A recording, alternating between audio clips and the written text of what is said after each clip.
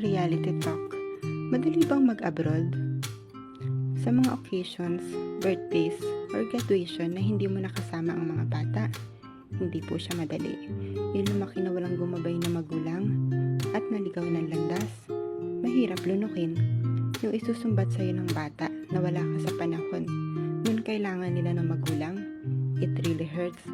Pero paano ka magkakaroon ng masayang mga okasyon kung kahit pangunahing pangangailangan ng pamilya, wala kang sapat na pera para ipang-provide?